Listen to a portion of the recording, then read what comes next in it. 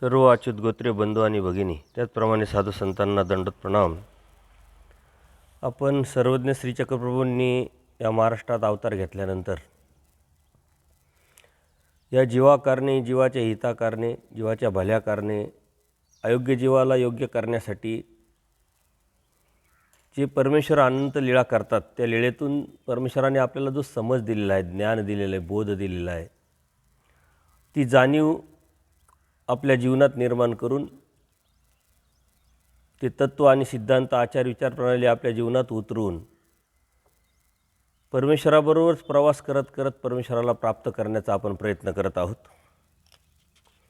परमेश्वर कनाशीला होते आणि कनाशीला असताना ब्राह्मणाच्या निमित्ताने देव कळाल्यानंतर, देव समजल्यानंतर, देव जाणवल्यानंतर या जीवानी परमेश्वराकडे काय मागावं, परमेश्वराचं ज्ञान मागावं, प्रेम मागावं. आणि जे दृष्टपर हा जीव मागत असतो, हे कर्मवश तर भेटतच असतं या जीवाला. हा खूप मोठी समज, खूप मोठं ज्ञान आणि जाणीव आपल्याला करून दिल्यानंतर परमेश्वराने तिथून भडगावला गमन केलेलं आहे.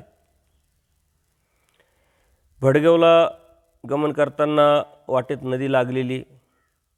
नदीच्या दोन्ही काठावरती वाकी बडदी हे 2 गावं असतात आणि तिथंच वडाच्या झाडाखाली, त्या झाडाखाली परमेश्वराचं आसन झालेलं आहे. आणि दुसऱ्या गावामध्ये हे जे सर्व सद्भक्त हे भिक्षेला जातात. त्या दिवशी, आदल्या दिवशी बारशी द्वादशी झालेली आहे, काहीतरी सण होऊन गेलेला आहे आणि त्यामुळे महादाईसा, उमाईसा, बाईसा एका घरी भिक्षेला गेल्यानंतर त्यांनी जो आदल्या दिवशी सण केलेला होता, त्या सण केलेल्यानंतर त्यांचं बरंचसं जे अन्न आहे ते उरलेलं होतं. ज्यांच्या घरी या भिक्षेला गेल्या त्या आईने त्यांना आदरपूर्वक बोलवलं, आई या म्हणून बसायला टाकलं आणि मग आदल्या दिवशीचेच बरेचसे पदार्थ जे आहे, वडे, मांडे, पुऱ्या, जे बी त्यांनी पदार्थ केलेले होते, असे बरेचसे पदार्थ दिले आणि ते सर्व भिक्षा घेऊन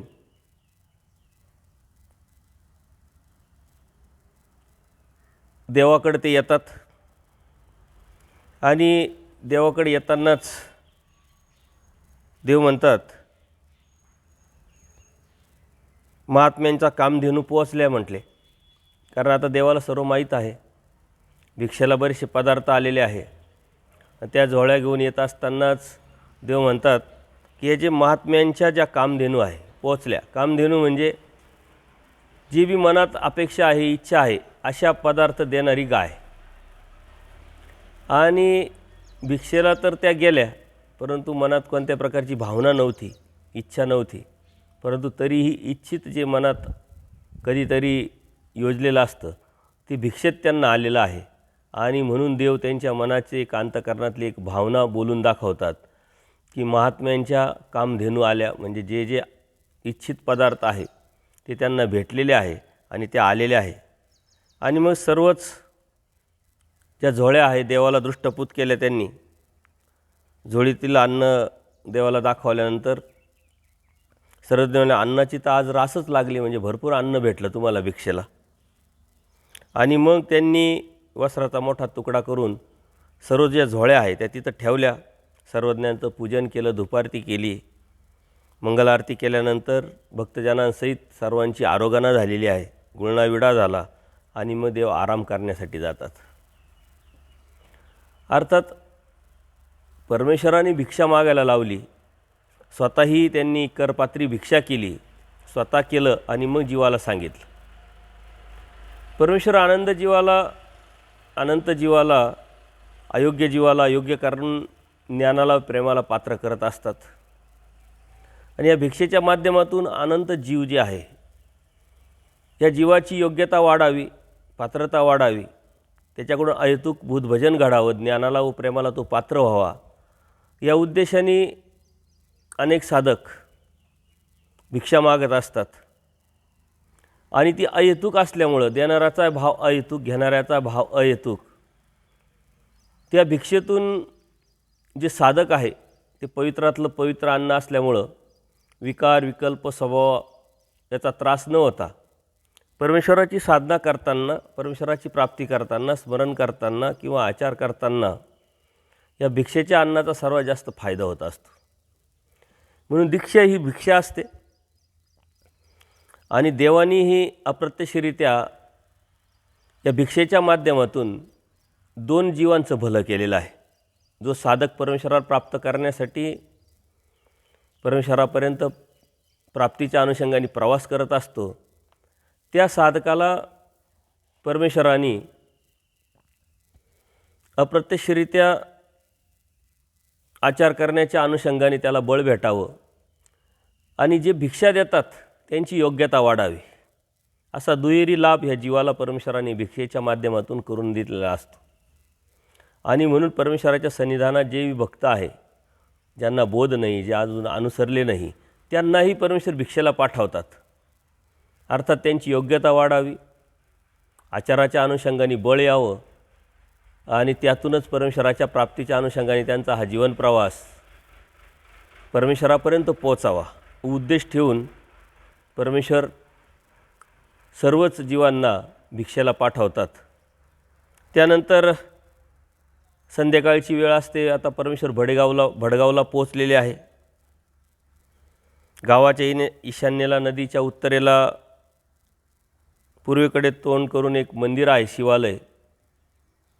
परमेश्वर तिथं उभे राहतात आणि शिवालयात गमन करतात, त्या मंदिरामध्ये गमन करतात. 3 दिवस परमेश्वराचं तिथं अवस्थान असतं आणि जो दररोजचा जो विधी आहे, हे जे साधक आहे ह्याच मंदिरातून भिक्षेला जाणं, परमेश्वराला जोडी दृष्टीपूत करणं, 3 वेळचे पूजा अवसर, परमेश्वराच्या आरोगणा, आराम सर्व ह्या ठिकाणी 3 दिवस होतो. त्यानंतर परमेश्वर त्याच ठिकाणी ओसरीत आसन करतात आणि विष्णुदेव अनंत नावाचे एक वैष्णव तिथं येतात आणि त्यांच्याबरोबर त्यांना गाणे म्हणण्यासाठी सहगायक असेल, वाजवणारे असतील, हे सर्व तिथं आल्यानंतर देवाच्या समोर देवाचं दर्शन घेतात, दंडोत करतात, मस्तक टेकवतात श्रीचरणावरती आणि सर्वज्ञांजवळ बसून गायनाला सुरुवात करतात. अनंताचे सूड पोवाड्यासारखी वीरश्री संचरणारे बरेच जे गायन आहे ते परमेश्वराबरोबर करतात आणि परमेश्वरसुद्धा अत्यंत उत्साहपूर्वक आनंदाने त्यांचं ते गायन ऐकतात. त्यामध्ये त्या गायनामध्ये महाभारतातल्या कथा आहे, रामायणातल्या कथा आहे, अर्जुन देवाचं युद्ध आहे आणि अशा वेगवेगळ्या प्रकारे त्याचं वर्णन, ते द्वारका निर्मितीचा राज्यप्रवेश, अर्थात महाभारतातला पूर्ण प्रसंग ते त्या गायनातून उभा करतात. आणि बराच वेळ ते ऐकल्यानंतर महाभारतातले जरासंध वध असेल, द्वारका प्रवेश असेल, अशा प्रसंगावर ते रचलेले जे पोवाडे आहे ते परमेश्वराला गाऊन दाखवतात.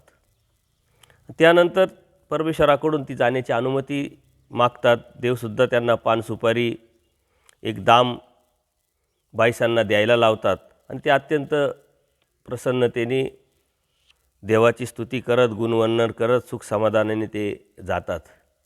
आता हा जो जीव आहे, अनंत जन्मात, अनंत सृष्टीत त्याने अनंत दोष जोडलेले आहेत. अहेतुक भूत भजन घडलेलं नाही, बोधाला पात्र नाही आहे. परंतु अनंत जीवाला परमेश्वराने योग्य करण्यासाठी हा विडा उचललेला आहे आणि म्हणून परमेश्वराच्या सन्निधानात जे जे भक्त लोक येतील ते जे देऊ शकतात ते परमेश्वराने स्वीकारलेलं आहे.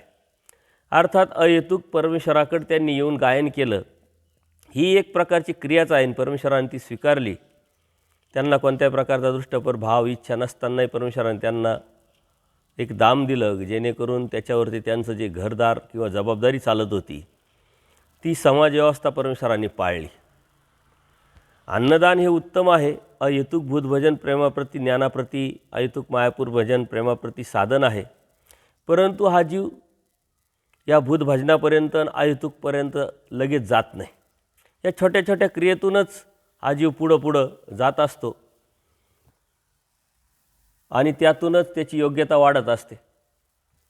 त्या योग्यतेत वाढतच कधीतरी केव्हा तरी भूतभजन घडून परमेश्वर त्याला ज्ञानाला पात्र करतात आणि त्यातूनच ज्ञान देऊन परमेश्वराच्या प्राप्तीला, परमेश्वराच्या भक्तीला येण्यासाठी बोधाचं दातृत्व करतात.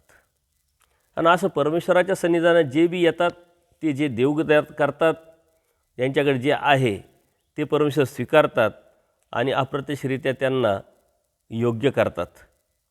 त्यानंतर पुढं पाडव्याचा दिवस असतो. सकाळी सर्वज्ञांनी कासारवाड्याहून तिथून गमन केलेलं आहे. भडगाववरून कासारवाड्यातून जे तिथं शिवालयात जे बसलेले होते, असलेले होते, आराम होता, 3 दिवस थांबलेले होते, तिथून देवानी गमन केलं आणि गावातील जैनांच्या मंदिरात गमन केलं. दुसरं जे मंदिर आहे, जैनांचं मंदिर होतं, तिथं गेल्यानंतर जाताना मात्र गळ्यात पुष्पहार आहे, कंठमाळ आहे, कपाळावर चंदनाचे आडवे गंध लावलेले होते. असं सर्व शोभिवंत असं दिसत परमेश्वराने ते पूजा अवसर झाल्यानंतर तिथून गमन केलेलं आहे. त्यानंतर कटी प्रदेशावरती वेढून कासोटा परमेश्वराने घेतलेला आहे. कपाळावर चंदनाचा टिळा आहे, तोंडात तांबूळ आहे. सर्वज्ञ अशा सुपूजित कासारवाड्यातून सहपरिवार जात होते. तेव्हा वाटेत आदल्या दिवशी रात्री झालेली होळी आहे, तिथं ती राख पडलेली आहे. होळी होऊन गेलेली आहे आणि दुसऱ्या दिवशी तिथं राख पडलेली आहे. सर्वज्ञ तिथं जातात. बरोबर इंद्रभट आहे. आता ते इंद्रभट त्यांना काही बोध नाही आहे. पूर्वश्रमीचे वैदिक मंत्र ते म्हणायला लागतात. ते सर्व दिसल्यानंतर, होळीचा सण झालेला आहे दिसल्यानंतर ते मंत्र म्हणायला लागतात आणि परमेश्वरसुद्धा होळीभोवती एक प्रदक्षिणा करतात. असं बोलून ते हो जे रे हो जे, म्हणजे खेळा, मौज करा, आमचा संकोच मानू नका, अशा पद्धतीने देवाने त्यांच्यावरती ती राख उडवली आहे. सर्वांच्या कपाळावरती ते उमटली. पण महात्मे जे आहे दादोस, ते भक्तांना सांगतात की आमच्यावर उडू नका, आणि देव अप्रत्यक्षरित्या सर्वांना खुणवतात तर यांच्यावर उडू नका, म्हणजे अप्रत्यक्षरित्या उपवास करतात आणि इनडायरेक्ट ते अप्रत्यक्षरित्या सांगतात की यांच्यावर उडवा. आणि म्हणून सर्वच एकामेकावरती ते राख उधळतात. सर्व राखेने माखलेले राहतात. देव हास्य करतात. ते सर्व त्यांचा जो खेळ आहे परमेश्वर अत्यंत प्रसन्नतेने पाहत असतात. आणि त्यानंतर तिथून परमेश्वर निघतात. अर्थात आता आपण हा सण बघितल्यानंतर काहीतरी लीळा आहे याचं प्रमाण आपण घेऊन मग आपणही तसं करावं का? परमेश्वर ज्यावेळेस भ्रमण करत होते महाराष्ट्रामध्ये, त्यावेळेस समाज व्यवस्था आहे, सृष्टी व्यवस्था आहे, गावामध्ये राहणं आहे, ब्राह्मण आहे, जैन आहे, सारेच लोक आहे. त्यांना बोध नाही, त्यांना ज्ञान नाही. आणि त्या समाजव्यवस्थेला मान देण्यासाठी परमेश्वर असे लीळा करतात, खेळ करतात. आता परमेश्वराच्या सन्निधानात जे आज लोक आहे, भक्त आहे, त्यात फक्त बाईसा सोडून कोणालाही बोध नाही आहे. हे वैदिक ब्राह्मण आहे, परमेश्वराबरोबर आवड आहे, दर्शनार्थी आहे, म्हणून परमेश्वराबरोबर राहतात. आणि म्हणून तिथली समाजव्यवस्था पाळण्यासाठी परमेश्वर असे खेळ करतात. याचा अर्थ हे प्रमाण घेऊन कुठंतरी होळी झाली, आपणही जावं, त्या होळीभोवती फिरावं, होळीबरोबर खेळावं, अशी ही लीळा प्रमाण घेऊन आपण ते करू नये. हे आपल्यासाठी नव्हे. आता आपणही कधीतरी केव्हा तरी कोणत्या तरी एखाद्या गावात गेलो, नातेवाईकांच्या ठिकाणी गेलो, तिथं एखादा सण असतो, त्या लोकांना ज्ञान नाही, बोध नाही. आपल्याला बोध आहे, आपल्याला सर्व समजतं आहे, परंतु मनात नसताना ही समाजव्यवस्था पाळण्यासाठी आपण जर तिथं सहभागी झालो आणि आपला धर्म सांभाळून आपण तिथं संग्रह पाळला, नामधारक वासनिकांसाठी हा आचार आहे, तर त्यात काही दोष नाही. आणि म्हणून समाजव्यवस्था परमेश्वराने पाळलेली आहे. संग्रह पाळण्यासाठी या नामधारक वासनिकांना देवाने अप्रत्यक्षरित्या सांगितलेलं आहे. पण याचं प्रमाण घेऊन दैवराटीमध्ये तसं करावं हे आपण समजून घ्यावं. परमेश्वराने आपल्याला जे करायला लावले ते करावं. जे परमेश्वराने केलं ते आपण करू नये. कारण परमेश्वराने जे केलं आहे त्या परमेश्वराच्या लीळा आहे. त्या लीळेच्या पाठीमागचा परमेश्वराचा हेतू काय आहे, उद्देश काय आहे, हे समजून न घेता तेच प्रमाण धरून जर आपण ते करायला लागलो तर आपण संग्रहरूप विकल्पाला शरण जाऊन अप्रत्यक्षरित्या धर्मावरून जाण्याची शक्यता आहे. आणि म्हणून असे सणवार समाजामध्ये येत असतात. त्याच्या काही लीळा जर आपल्या लीळाचरित्रात घडल्या, आपल्याला समजल्या, कळाल्या, तर ते प्रमाण घेऊन आपण ते करावं असं जर कोणी म्हणत असेल तर हे अन्यथा ज्ञान आहे. आणि म्हणून त्याच्या पाठीमागचा उद्देश, हेतू आपण समजून घ्यावा. परमेश्वराने ती समाजव्यवस्था पाळलेली आहे, आजूबाजूचे लोक आहे, गाव आहे. जर यदाकदाचित देवाने तसं केलं नसतं तर जे अज्ञानी लोक आहेत त्यांनी भकन केलं असतं की गोसावी समोर होळी आहे, खेळलेलं आहे, शिमग्याचा सण आहे, तरी का खेळले नाही? म्हणजे हिंदू आहे की नाही, हे ब्राह्मण आहे की नाही, हे धर्माचे आहे की नाही, अनेक शंका आणि म्हणून धर्मावरती बोल लागण्याची शक्यता आहे. म्हणून परमेश्वर भ्रमण करत असताना ही समाजव्यवस्था सृष्टीव्यवस्था पाळतात. त्या ठिकाणी जे जे गरजेचं आहे ते स्वीकारतात. याचा अर्थ आपण ते करावं असं होत नाही. त्यानंतर देवानी गावातील जैनांच्या मंदिरात गमन केलेलं आहे. गावात 2 जैन मंदिर असतात, पूर्वाभिमुख आणि उत्तराभिमुख. आणि मग देवाने सांगितलं की बाई, जे उत्तरेकडील जे प्रशस्त जैन मंदिर आहे तिथंच बाईसांना देवानी वस्ती करायला लावलेली आहे. इथे साहित्य आणा म्हटले आणि 7 दिवस तिथं परमेश्वराचं अवस्थान आहे. म्हणजे भडगावच्या ह्या लीळा चालू आहे आणि भडगावला देवानी वेगळ्या मंदिरांमध्ये वेगळं अवस्थान केलेलं आहे. एका मंदिरात 3 दिवस, आता इथं 7 दिवस. आणि त्यानंतर जे नागदेव भट आहे देवाबरोबर, त्यांनी उपारासाठी देवाला विनंती केलेली आहे की गोसावींनी आमचा महिनाभर उपार स्वीकार करावा म्हटले. सर्वज्ञांनीसुद्धा ती विनंती मान्य केलेली आहे. बाईसांनी स्वयंपाकाला सुरुवात केल्यानंतर सकाळचा पूजा अवसर झाला. विहरणासाठी परमेश्वर शिवालयात गमन करतात आणि तिथंच आसन जातं.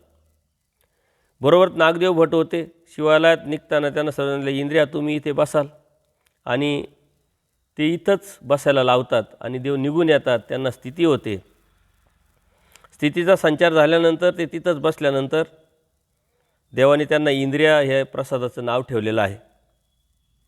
आणि देव मात्र बिडारावर गमन करतात. इकडं आल्यानंतर सर्व व्यवस्था झाल्यानंतर महादाईसा विचारते, जी नागदेव भट कुठे आहे? सर्वजण बाई तो तिथेच आहे म्हणते. त्यांना इंद्रियाची अंकुश मुद्रा झाली आणि ते स्थिती भोगत आहे, त्यांना आनंद होत आहे.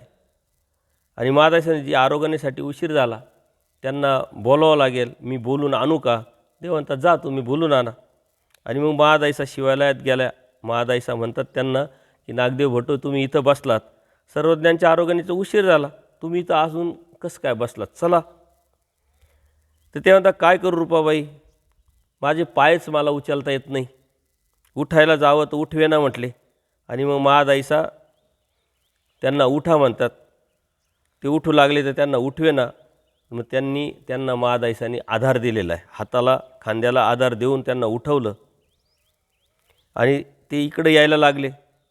आणि मग सर्वज्ञाकडे यायला लागल्यानंतर सर्वज्ञांना ते पाहतात. त्याच्या वेळेस देव काय म्हणतात, इंद्रिया या आमचे यजमान आले म्हटले. कारण त्यांनी विनंती केली होती देवाला उपारासाठी आणि तो त्यांचा उपार असल्यामुळे देव म्हणतात यजमान आले आमचे. आणि मग त्यांनी देवाला दंडोत घातलेले आहे, तिथं बसवलं. आणि मग देव म्हणतात का हो काय करत होते? आणि मग ते सांगतात आम्हाला सुखाचा आनंद प्रकटला होता. म्हटले मग चांगलंच आहे की. ते म्हटले आम्हाला उठवत नव्हतं, सुख भेटत होतं परंतु उठवत नव्हतं म्हटले. आणि मग देव म्हणतात आता उठा. त्यावर त्यांच्या स्थितीचा आनंदाचा भर थोडा ओसरला आणि त्यांना उठता यायला लागलं. दंडोत घातले, श्रीचरणावर मस्तक टेकवलं. आणि मग महादाईसांना सर्व म्हणतात बाई यांच्याऐवजी तुम्हीच आता पुरोहित करा, म्हणजे त्यांच्या माध्यमातून जे बी करायचं ते तुम्ही करा म्हटले. आणि मग महादाईसांनी देवाला सर्वज्ञांना मर्दना मादने दिलेले आहे. सर्वज्ञांचं पूजन केलेलं आहे. दुपारती मंगळारती जे बी आहे ते सर्व पूजा अवसर केल्यानंतर देवाला आरोगणा वाढली. देवाने आरोगणा तिथं स्वीकारली. सर्वज्ञांच्या पंक्तीत भक्तजनांनी सर्वांनी जेवण स्वीकारलेलं आहे. तिथंच देवाचं आराम होतो, पौढ होतो, उपवड होतो. अशा पद्धतीनं ह्या जीवाला, अयोग्य जीवाला योग्य करण्याचं मिशन परमेश्वराने स्वीकारलेलं असल्यामुळे त्या जीवाची जी स्थिती आहे, अवस्था आहे, त्या अवस्थेनुसार, त्या कन्वेनुसार परमेश्वर त्या जीवाला योग्य करत आहात. आता बऱ्याच ठिकाणी लीळाचरित्रामध्ये स्थिती हा शब्द आलेला असतो. स्थिती म्हणजे देवतेचं सुख. आणि आपल्याला शंका येते की त्यावेळेस देवतेचं सुखाच्या अनुषंगाने देवानी ज्या जीवांना स्थिती दिली तर मग आता कोणाला होऊ शकत नाही का? अर्थात आपल्याला बोध झाल्यानंतर आपण परमेश्वराची भक्ती करत असताना परमेश्वराच्या प्राप्तीच्या अनुषंगाने आपली ही भक्तीचा प्रवास आपण करत असताना आपण ज्यावेळेस शास्त्रात जातो, ज्ञानात जातो, तत्वसिद्धांत, आचार, विचार प्रणाली समजून घेतो, जाणून घेतो आणि आपल्या जीवनामध्ये जी आचार विचार प्रणाली आपण निर्माण करून आपला हा प्रवास करीत राहतो, त्यातून जी स्वस्थता भेटते, ती स्वस्थता एक प्रकारची परमेश्वराची स्थितीच आहे, परमेश्वराचा आनंदच आहे. परंतु ती कोणालाही भेटू शकत नाही. एक अवस्था निर्माण झाल्यानंतर ज्ञानाची समज, त्या समजातून आचारातून आपल्या हृदयामध्ये जो भाव सात्विकता प्रगट होत असते आणि त्यातून जी त्याला स्वस्थता निर्माण होत असते, ती या स्थितीच्या पलीकडचा आनंद आहे, त्या स्थितीच्या पलीकडची स्वस्थता आहे. परमेश्वर म्हणता इथेचा नामधारक आणि चैतन्य देवतेचा एखादा विद्यावंत, त्या विद्यावंताला जी स्वस्थता नसते ती ह्या नामधारकाला स्वस्थता असते. म्हणजे अप्रत्यक्षरित्या परमेश्वर आपल्याला त्या परमेश्वराचाच आनंदाचा एक क्षण, आनंदाचा एक टक्के, आनंदाचा एक अनुभव, अनुभूती, प्रचिती देऊ करतात. परंतु ती लेवल, ती अवस्था आपल्यालाही निर्माण करावं लागेल आणि त्यातूनच त्याचा अनुभव आपण घेऊ शकतो. म्हणजे बरेच सद्भक्तांचा प्रश्न असतो का त्यावेळेस स्थिती होते, मग आज होते का? ऑलरेडी त्या स्थितीच्या पलीकडचं परमेश्वर आपल्याला देऊ करताय. फक्त ती घेण्याची योग्यता आपल्यामध्ये आपण निर्माण केली पाहिजे आणि ती निर्माण केल्यानंतर त्या शास्त्रातून, आचारातून, विचारातून आपल्या जीवनामध्ये जर ते उतरवलं तर नक्कीच आपल्याला तसा अनुभव येऊ शकतो. ती एकाग्रता आपण साधली, ती सात्विकता आपल्या जीवनामध्ये उतरवली तर नक्कीच आपल्याला तोची व्हावं, तोची भेटावं ही भावना, ही अवस्था एकदा निर्माण झाली का ती एक प्रकारची स्थितीच असते. मग आपण अप्रत्यक्षरित्या सर्व विसरलेलो असतो. कोणत्या प्रकारच्या अभिलाषा नसतात, अभिलाषा निवर्तलेल्या असतात. स्वार्थ नसतो, अपेक्षा नसतो, तक्रार नसते, अपेक्षा नसते आणि म्हणून ती एक अवस्था जर आपल्या मनामध्ये आपण निर्माण करू शकलो तर तो जी स्वस्थता आहे परमेश्वराच्या नामातून मिळणारी, ती एक प्रकारे या स्थितीच्या पलीकडचा आनंदच आहे. मग परमेश्वर जैनांच्या मंदिरात आसन करतात आणि त्या जैनांच्या मंदिरात आसन केल्यानंतर इंद्रभट जे आहे तेही देवाबरोबर आलेले आहे. त्यांनी दंडोत घातली, श्रीचरणावर मस्तक टेकवलं आणि देव म्हणतात, काय हो, पुराणामध्ये अशी कथा आहे किंवा अशी गोष्ट आहे, असं तत्त्व आहे की हत्तीनं धडक जरी दिली तरी ब्राह्मणांनी जैनांच्या मंदिरात येऊ नये, बसू नये म्हटले. असं एक तत्त्व आहे, तुमचं शास्त्र सांगतं म्हणले तसं. आणि मग ते म्हणाले, हो जी, बरोबर आहे तुम्ही म्हणता ते. आणि मग सर्वज्ञ म्हणतात, तर मग तुम्ही आत शिरलात कसे म्हटले? इथं जैनांचं मंदिर आहे, आलात कसे म्हटले? त्याच्या पाठीमागचा इतिहास, जैनांचे काही आपले जे पूर्वी भट्टाचार्य होऊन गेले हिंदू धर्माचे, जैनांचे जे साधू आहे त्यांच्यामध्ये चर्चा होते. वेदाचं उच्चाटन करण्याच्या उद्देशाने जैनांचे साधूंनी चर्चा केली, त्यांच्यामध्ये पैद लागलेली ही सारी कथा येऊन गेलेली आहे. आणि त्यात हे जे जैन आहे हे जिंकले आणि भट्टाचार्य हारले. परंतु भट्टाचार्यांनी नंतर काही आयडिया केली, विचाराच्या अनुषंगाने त्यांना हरवलं आणि जे जैन साधू आहे त्यांना 7 जणांना उकळत्या तेलामध्ये टाकून मारलं आणि नंतर प्रायश्चित्त म्हणून स्वतःलाही जाळून घेतलं. तर अशी ती एक कथा आहे. आणि त्यामुळं ब्राह्मण वर्ग जो आहे किंवा वैदिक धर्माचे मानणारे जे लोक आहे ते जैनांच्या मंदिरात जात नाही. आणि म्हणून देवाने त्यांना टोकलं की तुम्ही इथं जात नाही, असं तुमच्या धर्मात आहे आणि तुम्ही इथं कशी काय आलात? आणि मग ते म्हणतात, जे आम्ही गोसाव्यांसोबत आलो म्हटले, आम्ही काही एकटे आलो नाही. आणि मग देव म्हणतात, काय हो, 10 अवताराची ही एक देवता आहे की नाही म्हटले. म्हणजे अर्थात जैन जे आहे देव त्यांना म्हणतात की ही सुद्धा एक देवताच आहे ना. ते म्हटले, हो जी. आणि मग भट्टाचार्याने आपल्या शास्त्राच्या बळावर ह्या देवतेची विटंबना कशी काय केली म्हटले. असा तो भट्टाचार्य, त्याने अभिमानामुळे देवतेला दुष्ण लावले म्हटले. वैराचा देव झाला म्हणून काय दगडाने हाणून फोडावा का म्हटले. देव अत्यंत मोठं तत्त्व इथं सांगतात की दुसऱ्याचा देव आहे, ती बी एक देवता आहे आणि मग तो वैराचा देव आहे असं समजून दगडांनी फोडावा, अर्थात त्याला नाकारावं, त्याला दुष्ण द्यावेत, असं काय आहे का म्हटल्या. हे तर चुकीचं आहे म्हटले. आणि मग काय हो इंद्रिया म्हटले, देवतेची आणि विटंबना, देवतेची आपण विटंबना करावी का म्हटले, कारण आपल्याला तर माहीत आहे. आणि मग इंद्रभटांना थोडंसं चाळवल्यानंतर त्यांना थोडा राग येतो इंद्रभटांना आणि ते म्हणतात, भट्टाचार्य कसला तो आचार्य म्हटले, तो कुत्रा होता म्हटले, श्वानाचार्य होता म्हटले, जिकडे तिकडे तो भुंकत होता. त्याला ती सर्व कथा माहीत असल्यामुळे देवाने त्यांना ती आठवण करून दिली. आणि मग यातून किती मोठं दोष पाप घडलेला आहे या त्यांना जाणवल्यानंतर ते अप्रत्यक्षरित्या त्या भट्टाचार्यांना शिव्या देतात, कुत्रं म्हणतात आणि देवसुद्धा हास्य करतात. सर्वज्ञ त्यांना सांगतात, पूर्वजीव आपले ओकटे गोमटे जाणेपरी जाणूनची करी. जे बी जीव आहे आपलं चांगलं वाईट हे कळतं, त्याला कळतं पण वळत नाही म्हटले. कळूनही ते न केल्यामुळं तो ते करतो, दोष लावतो, अनंत नरकाला प्राप्त होत असतो. आणि देवानी या लीळेमधून खूप मोठे तत्त्व सांगितलेले आहे.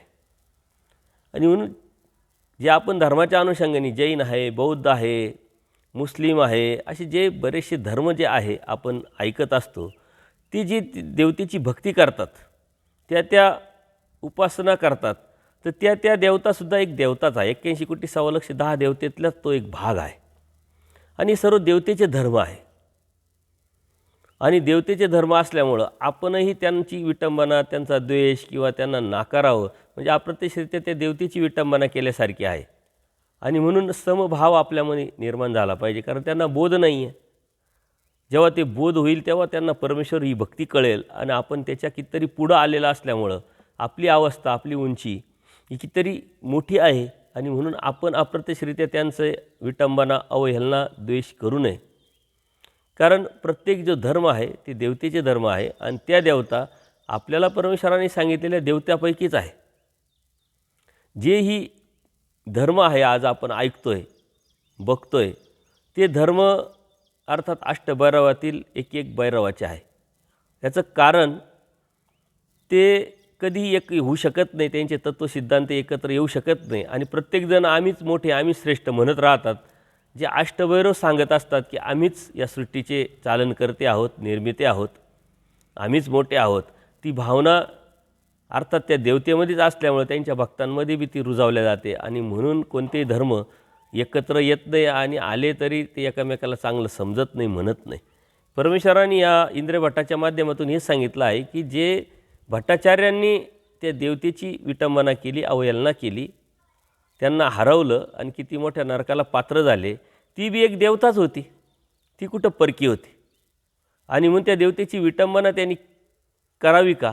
आणि म्हणून ही जाणीव अप्रत्यक्षरित्या या इंद्रिय भट्टाच्या माध्यमातून आपल्यालाही करून दिलेली आहे की हे सर्व देवतेच्या धर्म आहे. आणि ते देवतेची धर्म करत असताना आपण त्यांना कधीही कमी लेखू नये. ज्यांना आपण अन्य समजतो, अन्य तर हिंदू धर्मातील जे बिगर उपदेशी त्यांना आपण समजतो, परंतु ते जशी हिंदू धर्मातली जे इतर लोक आहेत ते जशी देवीदेवतेची भक्ती करतात, तसे जे इतर धर्म आहे ते सुद्धा देवतेचीच भक्ती करतात. ते जरी एकनिष्ठ भक्ती करत असेल वेगवेगळ्या पद्धतीनं, परंतु ती एक देवताच आहे आणि ती अष्टभैरवातल्या देवता आहे. त्याच्यामुळे त्यांचं एकीकरण कधी होऊ शकत नाही. आणि म्हणून परमेश्वर सांगतात की पूर्वजीव आपले ओकटे गोमटे जाणे, म्हणजे माझं भलं भुरं प्रत्येक जीव ओळखत असतो, समजत असतो, पण ओळखून समजूनसुद्धा तो जे करायचं तेच करतो आणि मोठ्या दुःखात, मोठ्या नरकाला पात्र होत असतो. आणि म्हणून आपण या गोष्टी समजून उमजून कोणत्याही गोष्टी केल्या पाहिजे, अन्यथा खूप मोठ्या नरकाला, खूप मोठ्या दुःखाला, खूप मोठ्या दोषाला आपण पात्र होत असतो. परंतु आपला धर्म ज्यावेळेस इतरांना सांगत असतो आपण, त्यावेळेस अप्रत्यक्षरित्या देवतेचं जे अस्तित्व आहे ते आपण मानतो, जाणतो, म्हणून मानतो. परंतु आम्ही का त्यांची भक्ती करत नाही आणि भक्ती न करण्याच्या पाठीमागचं काय कारण आहे, त्या देवता ह्या कशा परमेश्वर नाही आणि त्यांच्या भक्तीतून जीवाची कशी मुक्ती होत नाही सांगत असताना मर्यादा ठेवून आपण देवतेच्या अनुषंगाने अन्यवृत्ती इतरांना सांगितलं तर तो मात्र दोष नाही. कारण अन्याची व्यावृत्ती केल्याशिवाय पराची प्रतिष्ठा होत नाही. आणि म्हणून परमेश्वर सांगताना, परमेश्वराचं तत्त्वज्ञान सांगताना देवी देवतेचा उल्लेखाव्यतिरिक्त, देवतेचं वर्णनाव्यतिरिक्त आपण परमेश्वराची भक्ती कोणालाही सांगू शकत नाही. परंतु ते सांगणं याचा अर्थ त्या देवतेची विटंबना, द्वेष आहे असं नव्हे. खरोखर मनातून, अंतकरणातून द्वेष करणं, विटंबना करणं, त्यांना कमी लेखणं ही विटंबना आहे. परंतु तत्त्वज्ञान सांगताना, परमेश्वराची प्रतिष्ठा करत असताना, परमेश्वराची भक्तीची वर्णन किंवा माहिती देत असताना ज्यावेळेस आपण ते वर्णन करतो ती मात्र दोष नाही आहे. पण त्यातही मर्यादा, आदर ठेवून तो एक सिस्टमचा भाग कसा आहे हे आपल्याला सांगता आलं पाहिजे. अन्यथा देवतेविषयी आपल्या मनामध्ये तर बरेच भीती आहे, न्यूनगंड आहे, गैरसमज आहे, अज्ञान आहे. म्हणून देवता वर्ग परमेश्वराने जो सांगितलेला आहे तो जर आपण व्यवस्थितपणे जर समजून घेतला तर त्याविषयी जी असलेली जी अज्ञान आहे, भीती आहे, आपोआपच आपल्या मनातून निघून जात आणि तो एक सिस्टमचा भाग म्हणून आपणही अप्रत्यक्षरित्या त्यांचं अस्तित्व मानतो. म्हणजे अप्रत्यक्षरित्या त्या देवतेला आपण स्वीकारलेलं आहे, परंतु भक्ती मात्र करत नाही. कारण भक्तीतून आपल्याला कोणत्या प्रकारचा त्याचा फायदा नाही. भक्तीतून आपली मुक्ती होऊ शकत नाही आणि ती मुक्ती देणारा फक्त परमेश्वरच आहे. तो परमेश्वराकडूनच आपल्याला परमेश्वर समजलेला आहे, बोधाद्वारे आपल्याला कळलेला आहे. हे आपलं भाग्य आहे, म्हणून आपण परमेश्वराची भक्ती करतो आहे. पण परमेश्वराची भक्ती करत असताना इतर देवी देवतेचे भक्तांना कमी लेखणं, विटंबना करणं, द्वेषपूर्वक करणं आणि दुसऱ्याचा देव झालं म्हणून काय मग दगडाने हाणून पाडायचा किंवा त्याला नाकारायचं असं होत नाही. तर कोणतीही गोष्ट सांगत असताना, लोकांना समजून सांगत असताना एक आदरपूर्वक आपण बोललो पाहिजे. त्यांच्या श्रद्धेला हात घालून त्यांना दुखवलं तर ते कधीही ह्या भक्तीला लागू शकत नाही. आणि म्हणून आपण आपल्या आचारातून, आपल्या तत्त्वज्ञानातून, आपल्या उठण्या बसण्यातून, आपल्या बोलण्यातून, वागण्यातून धर्म जर सांगितला तो अधिक प्रभावशील होऊन ते आपोआपच आकर्षित होतात. आणि नैतिक मूल्य जर आपण सांभाळलं, सामाजिक मूल्य जर आपण सांभाळलं तर आपोआपच परमेश्वर भक्ती इतरांपर्यंत जाऊ शकते. याचा अर्थ देवतेची विटंबना करणं, देवतेला नाकारणं, देवतेला द्वेष करणं, देवतेवरती खूप बोलणं म्हणजे परमेश्वराची भक्तीला हे लोक लागतील असं समजणं हे मात्र चुकीचं आहे. हा गैरसमज आहे. आणि म्हणून परमेश्वराचा जो धर्म आहे तो आपल्याला कळाला आहे, समजला आहे. तो आपण जर स्वीकारला आणि त्या स्वीकारण्यातून आपण आपल्या जीवनात उतरून त्या वागायला लागलो, बोलायला लागलो तर आपोआपच या भक्तीविषयी परमेश्वराला एक जीवांना आपोआप आकर्षण निर्माण होऊन त्यावेळेस मात्र मग आपण त्यांच्या ठिकाणी ज्ञानाची, तत्त्वज्ञानाची पेरणी, परमेश्वरा भक्तीची पेरणी करून त्यांना परमेश्वर भक्तीला लावू शकतो. आणि हा सर्वात मोठा प्रेमाचा उपाय परमेश्वराने सांगितलेला आहे. अवर धर्मापासून परधर्मी लावी, हे काही साने म्हटले, परंतु हे करत असताना त्यासाठी आपली योग्यता आणि आपली पात्रता खूप चांगल्या पद्धतीनं आपल्याला निर्माण करावं लागेल. धर्मातल्या तत्त्वज्ञानाची एक समज निर्माण होऊन समोरच्याला कळेल, समजेल, लक्षात येईल अशा पद्धतीनं त्याच्याबरोबर संवाद करावा लागेल. आणि हा संवाद करत असताना ते जे जीवनमूल्य आहे, जे तत्त्वज्ञान आहे ते आपल्यामध्ये प्रथम उतरावं लागेल. तर नैतिक अधिकार आपल्याला प्राप्त होतो आणि त्यातून परमेश्वर अप्रत्यक्षरित्या त्या जीवाला निमित्त आपल्याला करतात आणि त्या पात्रतेला आपण पोचू शकतो. आणि म्हणून निमित्त होण्यासाठी, परमेश्वर आपल्याला तो निमित्त करण्यासाठी ती तयारी साधनेतून आपण केली तर नक्कीच परमेश्वर आपल्याला हा प्रेमाचा उपाय घडून प्रेम प्राप्त करून देऊ शकतात. आणि ही जी गोष्ट आहे, तत्त्व आहे, सिद्धांत आहे, हे समजून उमजून आपल्या जीवनात उतरवलं तर नक्कीच परमेश्वरही आपल्याला प्राप्त होऊ शकतो. सर्वज्ञ श्री चक्रधर स्वामी की जय. दंडवत हो.